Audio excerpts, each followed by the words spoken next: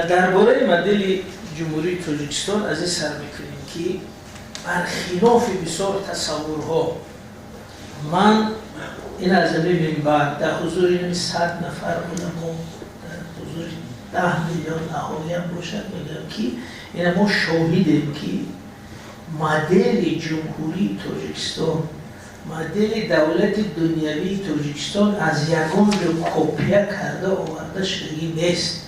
زیرا در کمیسیون رشدی ملی مدتی 2 سال همین مسئله بحث شده است. اگر ارخیو رو ببینید 30 جلسه کمیسیون رشدی ملی به همین مسئله دنیویت بخشیده شده است. هر یک بند کنستیتوسیون رو هر یک بند قانون رو ساعتها، روزها، هفته‌ها بحث کرده بعد قبول کرده و در همین مدل جمهوری تاجیکستان اراده اشتراکچیان روند سیاسی تاجیکستان انعکاس یافته است. خیلی نیست که از یک وجه ترجمه شده باشد. این یک تهمت است در حق همین مدل. من هم شاهد مثلا همین باب 1 یا بند 8 کنستیتوسیون وقتی قبول میشه در یک ورق نمی خدر می‌نویسند همین 27 نفر اعضای کمیسیون رشدی ملی باید در گیردش امضا میکردند که دیگه گپ نیست. خیلی یگلوخت حتی قبول نشده است.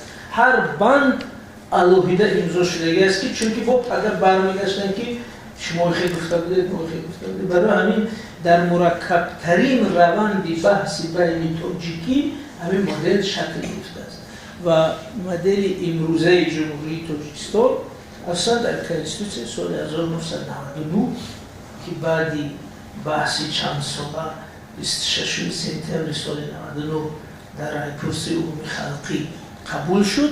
در اونجا موقعیت مدل دنیوی معاصر جمهوری تاجیکستان دقیقاً انعکاس یافته است. یعنی اگر شما بگید که سوال باشد که از کجا بینیم که همین مدل دولتی مدل یعنی شکل ساختار قالب نمونه مدل دولت دنیوی جمهوری تاجیکستان در کجا افاده شده است در کجا نوشته شده است. متاسفانه اما من هم کسی که در موضوع تحقیق میکنم باز میگم که یگان کتاب یگان اثر کامل که همین مدل جمهوری تاجیکستان شرح داده باشه بیان کرده باشه نیست. این شما کارتون افتاده باشه من رساله دکتری و دولت دنیوی هست نیست هم خیلی کتابی که همین مدل تاجیکستان ماهیتاً خوشرو شرح داده باشه. ولی 3 سرچشمه است شما اگر در یادتون بیره وجود همین چیزا هست. یکم خود کنستیتوسیون جمهوری تاجیکستان، دویم حجت بسیار خوبی است با نام کنسپسیون سیاست دولتی جمهوری تاجیکستان در ساحه دین هست. استاد همین اگر همه دسترس داشته باشند اونجا مسئله کشوده شده گرفت. شما در گروه کاری مؤلفان همین کنسپسیون بودن دقیقاً یادم هست که اونجا هر بندی دنیویت به طور لازم البته کنسپسیون حدودش محدود است و کتابی علمی نیست که به اخیر نویسید ولی در شرح بسیاری از بندهای دنیویت در همین موارد به نام کنسپسیون سیاست دولتی جمهوری تاجیکستان در ساحه دین با امضای پرزیدنت جمهوری تاجیکستان تصدیق شده است. این همین شرح مختصری دنیویت در تاجیکستان و سوم قانونی جمهوری تاجیکستان درباره آزادی وجدان و تشکیلات‌های دینی که شما با آن همیشه کار میکنید. خب این 3 حجت هست که اونها حجت‌های بنیادی در شناخت مدل دولت دنیوی جمهوری تاجیکستان است. خب اکنون وقتی شرح اون حجت‌ها نمیشد فقط درباره کنستیتوسیون جمهوری تاجیکستان من میخوام یک راهنمایی بسیار مختصری به شما بدم که شما همین کنستیتوسیون رو گرفته بعد همین درس خودتون یا بعدی برگشتن یک بار همین مرور کنید شما از نظر حقوقی بسیار قوی میشید که همین مدل دولت دنیوی تاجیکستان چگونه است. در کنستیتوسیون جمهوری تاجیکستان 7 ماده هست که همین دنیویت دولت جمهوری تاجیکستان رو شرح داده است. ماده 1 ماده 6 ماده 8 ماده 17 26 28 و 100. خب اگر کسی یادداشت کنه یه دیگه میگم، ولی یک تا یک تا میگیم. ماده 1، ماده 6، ماده 8، ماده 17، ماده 26، ماده 28 و ماده 100. یعنی 7 بندی کنستیتوسیون جمهوری تاجیکستان با مسئله دنیویت به یک شکل مربوط است. حضور کوشش میکنیم یکی یکی رو بگیم. بسیار جالب است دقت کنید که مثلا صرفش از ماده 1. ماده 1 جمهوری کنستیتوسیون جمهوری تاجیکستان خصوصیتی دکلراتیوی دارد، یعنی اعلامیوی. در او اعلام شده است که جمهوری تاجیکستان دولت دنیوی است. اینجا اعلام کرده، سال ماهیتش معین نکرد، بلکه ماهیت خود مدیر خود دولت داره رو معین کرد. ولی در این زمان یک بند دیگر است که در این ماده اولی کنستیتوسیون جمهوری تاجیکستان همزمان با دنیوی بودن نظام دموکراتی بودن اون رو هم گفت. ولی دموکراتی بودن ولی بند 6 میگیم که چه اهمیت داره. خب پس ماده 1 کنستیتوسیون ماهیت نظام سیاسی رو فقط اعلان میکند، ماهیت دکلراتیوی دارد، یعنی اعلامیوی. همین یکم کنستیتوسیون با همین سرنوشت که تاجیکستان دولتی صاحب اختیار و بنیاد دنیوی و دموکراتی است. خب ماده دومی که ماهیت دولت دنیوی را در تاجیکستان باز میکند، ما که اشاره کردیم، ماده 6 که در آنجا گفته شده است که در تاجیکستان سرچشمه یگانه حاکمیت چی است؟ خلق. این ماده 6 کنستیتوسیون این ماهیت فلسفی دولت دنیوی رو گفته ifade میکند، زیرا بحث اساسی دولت این بود که سرچشمش از کجاست. در اینجا کنستیتوسیون در ماده 6 میگه که سرچشمه یگانه به معنی که دیگه یگان سرچشمه دیگه نیست، اعتراف نمیشه. سرچشمه یگانه حاکمیت در تاجیکستان خلق است. این همین در دنیویت نقطه میگذارد که یگان بحث دیگر نیست، تنها خلق سرچشمه حاکمیت است. و در دوام میگه که بی‌واسطه یا با واسطه عملی میتونه مکانیزمش است. ولی همین شرحی کلمه دموکراتی است که در بند 1 آمد. چون بند 1 میگه دولت دموکراتی است، اونجا نمیپوشه که یعنی چی. بند 6 میپوشه، میگه که دموکراتی به این معنی که صاحبی همین دولت، سرچشمه قدرت در همین دولت خلق است. این نامش دموکراتی. شرحی ماده 1 در ماده 6. خب و معمولا به این ماده 6 کم توجه میکنم و همه جور میبینم که ماده 1 و ماده 8 و 100 اینا میگن، ولی اصلی گپ در ماده 6 است که سرچشمه از همین جاست، صاحبی دولت همین خلق است و این ماهیت دنیویش ifade میکنه. ماده 3 که بالای آن کمی میستیم، از همه بندی کلانترین و سیترین کنستیتوسیون در مسئله دنیویت ماده 8. و ماده 8 چون به کسب و کار و فعالیت شما نزدیک است، بسیار آشناست، ولی ماده 8 از همه جایست که جنبه حقوقی و سیاسی دنیویت شرح یافته است در تاجیکستان. ماده 8 5 بندی بسیار مهم دارد. یکم اعلام میکند که در تاجیکستان حیات سیاسی در اساسی رویه‌های گوناگون سیاسی، فکری، مفکوروی و راه مانده شده است. این معنیش این که یک تحول پذیری است، گوناگونی را اعتراف میکند و ماده بند دوم که در دوام این است، این را با شرح قطعی تر میتونه که مفکوره یگان حزب همچون مفکوره دولتی اعتراف نمیشه. مفکوره یگان حزب در واریانت تا سال 94 بود در ویرگول داشت که از جمله مفکوره دینی مفکوره دولتی اعتراف نمیشه، ولی در واریانت سال 99 به طور عموم این آمد که مفکوره یگان حزب و گروه همچون مفکوره دولتی اتفاق نمیشه و ما اینم برای خودتون نظر بیم ما شاهدی همین لحظه بودیم و همین بند با وجود اومد چون در همین کمیسیون رشدی ملی در روند صلح یک ترس وجود داشت که اگر اینا پیروز شوند عقیده خود را دولتی میکنن اگر اینا پیروز شوند عقیده خود را دولتی میکنن برای همین یک بندی سازش به وجود آمد که عقیده یگان گروه همچه مفکوره دولتی اتفاق نمیشه اینو بگیم بندی طلایی جمهوری کنستیتوسیون جمهوری تاجیکستان یعنی که به هیچ کس اجازه نمیدهد که مفکورش رو به ایدئولوژی رسمی و حتمی و مجبوری دولتی تبدیل کنند. شما ولی تصور کرده میتونید که ایدئولوژی مجبوری یعنی چی؟ مثلا وزیر همین طالبان در افغانستان برای نماز نآمدن جریمه تعیین کرد.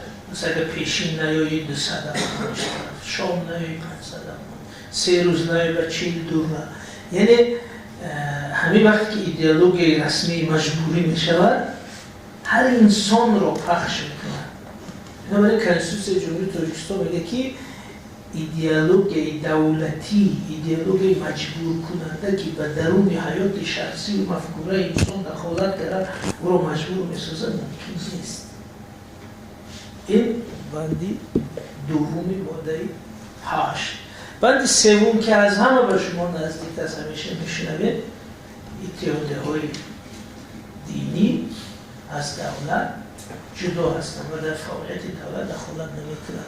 این یک بندی بسیار عجیب است از بس که محیط سیاسی ما خب بسیار کسبی نیست بحث‌های گوناگون بعضی هستند که با این بند زیدن بعضی هستند با این بند طرفدارن ولی این بند چی معنا دارد یا چی اهمیت دارد یکم این که این بند دقیقاً میگوید در تاجیکستان اتحادیه‌های دینی خب اتحادیه دینی اصطلاح نوتر است ما پیشتر گفتیم تشکیلات‌های دینی ولی قانون اتحادیه‌های دینی میگه یعنی همراه اتحادیه‌های دینی از دولت جدا هستند وقتی ما اتحادیه‌های دینی میگوییم اینجا دین در نظر نیست بلکه تشکیلات‌ها سازمان‌هایی که ماهیت دینی فعالیت دینی دارند از دولت همچون تشکیلات همچون نهاد جدا هستند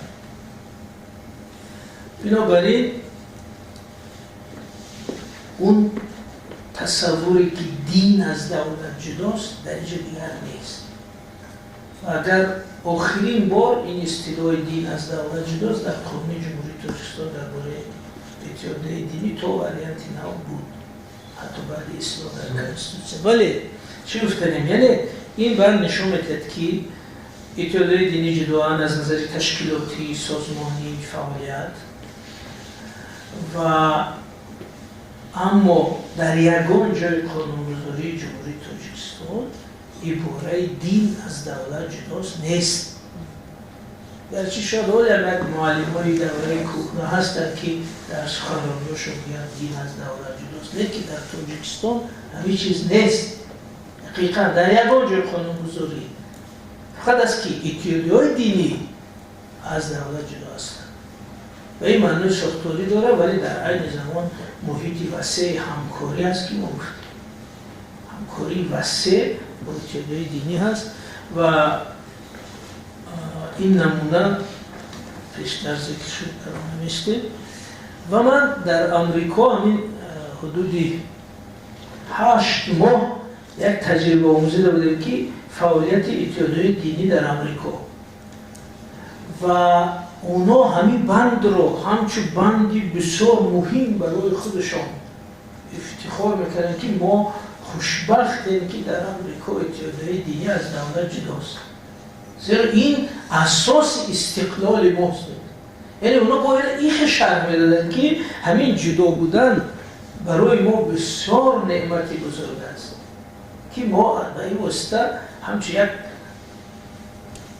اپارات دولتی کار نمیکنیم ما استقلالیت خود در فضای معنوی در فضای ارزشی در فضای اجتماعی اگر همکاری هم کنیم طبق شرط ما بنابراین این بند رو بسیاری از تشکیلات‌های دینی در خارجه بسیار مثبت قبول میکنن ظرفیت این بند رو شما آمدن عمیق‌تر تفکر کنید البته ما همیشه میدونیم که ممکن در تجربه حالتهایی میشه که یک مسئول است، یک مسئولی تنظیم است، یک مسئولی داهیه است، در تطبیق این بندهایی که ما میگیم نقصان داشته باشه، ولی این هیچ وقت ارزش کنستیتوسیه و اون بندها رو کم نمیکنند.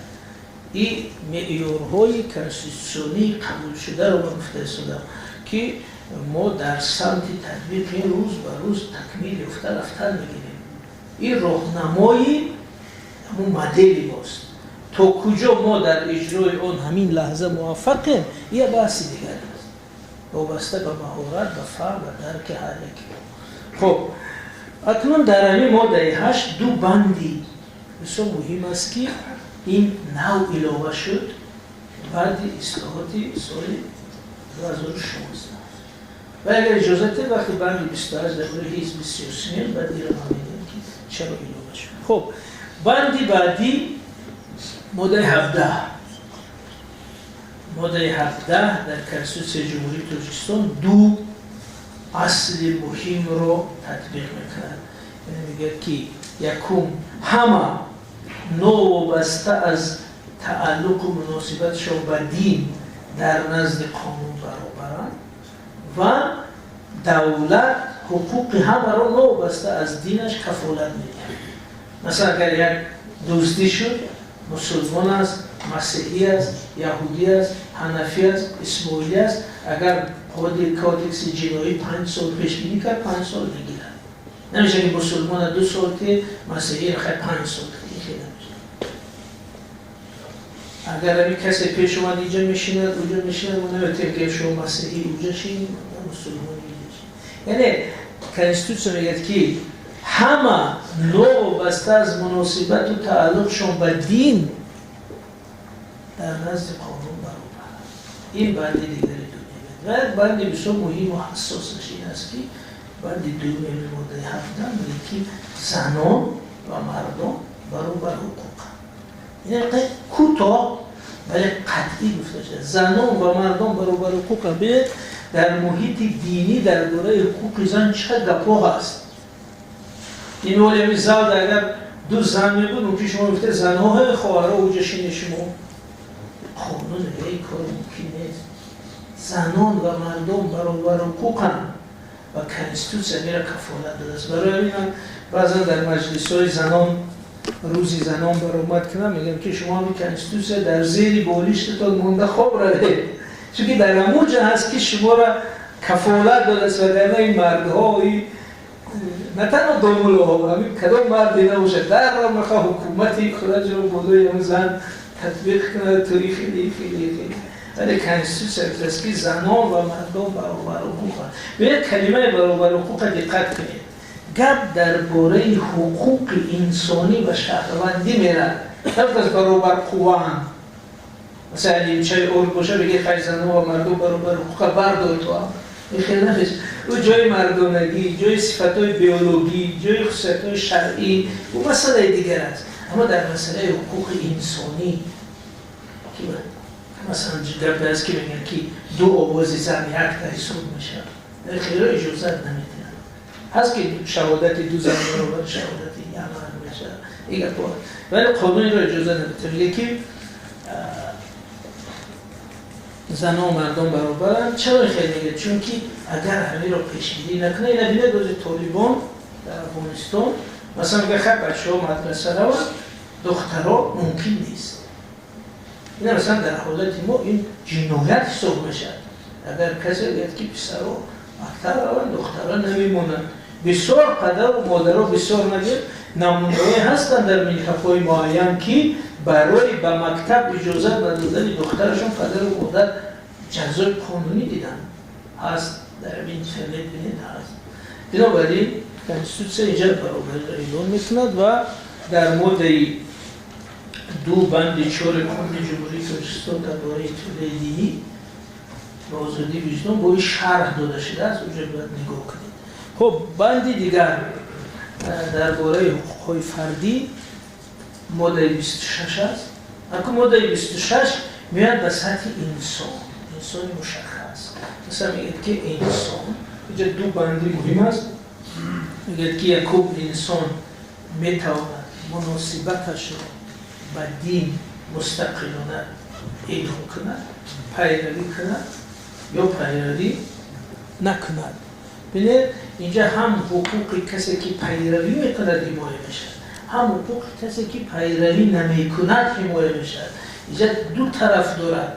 بنابراین بسیار ظریف است. مثلا این اخیرا در اخبار خواندم که یک گروه موسفیدا در قرقیزستان در یک قشلاق جمع شده، یک نفر تو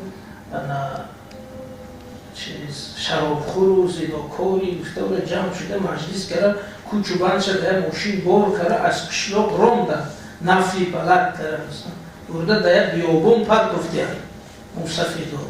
ولی دولت همه یمو شورای موسفیده و حبس گرفت که مثلا شما کی هستید که در باره مناسبت یک آدم به دین حکم میکنید؟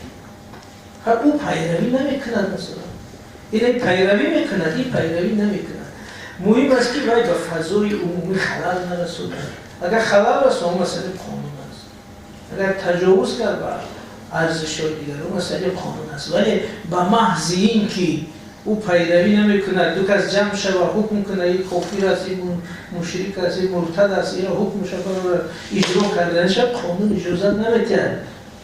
هیچ وقت این کار نکنید شما. و قانون میگه که حقوق پیروی کردن و حقوق پیروی نکردن هر دوش کنستیتوسیون حمایه میکند. این خاصیت چیزی خاصیت دیگری مدل جمهوری ترکستان. اکنون میریم سری بندی بسیار بحث. مدل 28. مدل 28 اصلا درباره دنیویت نبود و نیست. درباره حزب‌های سیاسی است. ولی در وقتی تشکل مدل دنیویت ما یک بحث داشتیم که حزب سیاسی دینی اجازت شود یا نه. و بعدی بحث‌های زیاد در کنستیتوسیون جمهوری تاجیکستان در مدل 28 وقتی که میگه شهروندان حقوق دارن حزب‌های سیاسی تشکیل کنند، در همون روی خط حزب‌های دارای خاراکتری خطر از جمله دارای خاراکتری دینی وارد شد. این در کنستیتوسیون سال 1999 و حدود 16 سال 17 سال همین بند کار کرد و این یک بخش از تجربه دنیوی در تاجیکستان بود و ما حزب سیاسی دینی داشتیم در پارلمان، در حکومت اعضا بودن و ما مثلا بسیار تشکیلات‌های خارجی، بسیار کنفرانس‌های بین‌المللی می‌رفتیم که تاجیکستان مدلی چنین دارد که در طبق ماده 28 حزب سیاسی دینی هم فعالیت می‌کند. این یک بخش مدلی بود. ولی تجربه سالهای فعالیت این گروه نشان داد که همین بخش ناکام شد. همین تجربه ثمره مثبت نداد و اینکه سال 2016 در اصلاحاتی که ماه ایون در کنستیتوسیون شد از ماده 28 برداشته شد، این هم بزرگی یک تجربه است که خودش رو اصلاح میکنه، تکمیله. ولی بسیار شما در ذهنتان حتما میاد که چرا اصلاح شد. برای همین من این بحث در بحث‌های دیگه وارد میشه. اینجا یک اشاره میکنم که شما منطق همین کار رو فهمید. وقتی که ما از ماده 28 فعالیت حزب سیاسی دینی رو برداشتیم، در ماده 8 دو علاوه شد. انا برای چطور که برای در اوجه میگیم در ماده 8 دو علاوه شد. یکم این که قول مضمونان بودن ولی بسیار صریح علاوه شد. یکم این که تأسیسی حزب و حرکت‌های دینی اجازت داده نمی شود که بند 4 ماده 8. دوم این که و حزب و حرکت‌هایی که خشونت را، نزاع را، اختلاف را ترغیب میکنند اجازه داده نمی شود. این جواب یک سوال. دوم کمک خارجی به حزب و حرکت ها معنی است. این سببی اصلاح شدن ماده 28 در این دو پونکت هست. یعنی که نظام سیاسی به همین خلاصه آورد که اگر این گروه خشونت رو از چه بگیم این کار نمیکند، ادامه میدهد، نظام رو ترغیب میکند، مشوره و کمک خارجی میگیرد، پس دیگر همچون نیروی داخلی در فضای داخلی جایگاه نداره. از این رو من مکانیزم و طرز و حادثه ها نمیگیم، ما کار علم این است که ماهیت یعنی عمل، فلسفه یعنی عمل در این بود که همی حزب و حرکت‌هایی که در داخل فعالیت میکنند طلبات اساسیش این است که از خشونت پرهیز کنند، از کمک که خارجی باید آزاد باشد. بنابراین در ماده 8 این دو اصلاحات شد و این ماده 28 عموما تغییر و این روز اگر این ماده 28 دیگه با مسئله دنیوی عموما ربطی ندارد، فقط درباره تنظیم است. و در نهایت ماده 100 مثل ماده 1 خصوصیتی دکلاراتیوی دارد. اونجا بار دیگر میگه که ماهیت دنیوی و دموکراتی دولت را تغییر دادن ممکن نیست. یعنی اگر چه نظام بیاید، چه حزب بیاید، باید کنستیتوسیون رو تغییر کنند، باید اصلاحات کنند، همه جاش هم از نو نویسد، در اون کنستیتوسیون خودش پیش بینی میکند که ماهیت دنیوی و دموکراتی نظام رو عوض کردن ممکن نیست. این یک نوع انیمیه است، باز جنبه است. خب این دیده در این 7 ماده مختصر گفتیم معلوم میشد که نظام دولتی جمهوری تاجیکستان نظام دنیوی چگونه است.